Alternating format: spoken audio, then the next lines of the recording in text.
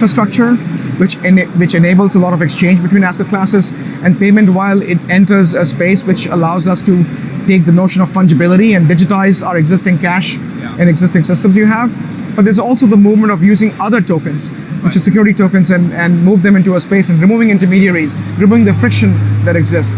So from protocol perspective, which is the original question that you asked me, I think that, and I've been following Bitcoin from the day one. I've been following sort of Ethereum, and now the newer layer one protocol, as we call them, Solana, Cardano, Algorand, to name a few.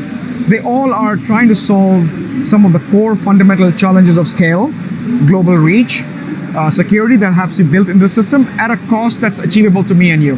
So it doesn't make sense for me to send you $100 and pay $50 for it, which was the case because of lack of scalability and rise in the intrinsic value of these tokens that is meant to pay for these transactions. So I would say that, which I say to all my clients, I say to all my technical teams, and when we enter in this debate of which protocol is better, that we haven't seen anything yet. There's still tip of the iceberg. There's a lot of technical innovation yet to be seen. So I'm not going to declare anybody a winner as yet.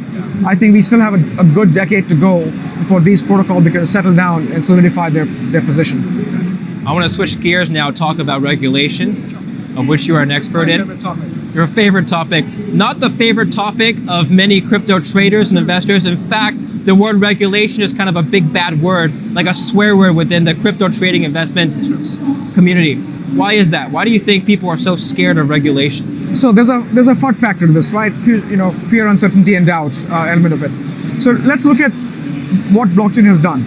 So blockchain has brought in a lot of transformation, which was the supply chain and track and trace and provenance, but it's also brought a lot of disruption. So it is a platform for disintermediation. The entire financial services industry, including the normal retail banking, is an intermediary. They're sitting between you and the rest of the other ecosystems. And blockchain technology in general threatens many of the players who are providing that relay of trust as we speak. So in many cases, I believe that regulation is, again, it's evolved over the last 100+ years in this industry to make sure that the consumer is protected, the investor is protected. And while the disruptive forces, which is, it's not hard for four people, knowledgeable technicians, to create a decentralized financing project and offer these amazing sort of opportunities.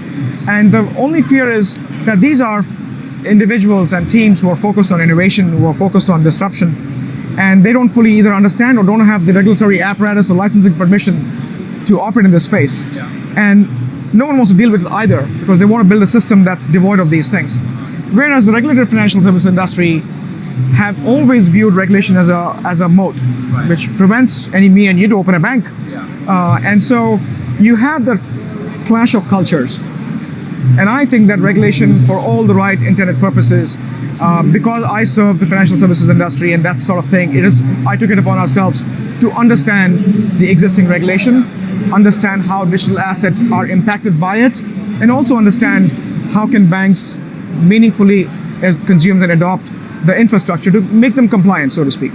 Right? So I'll stop at that and see if that makes sense. I like to understand why there's such a disparity in attitudes towards regulation around the world.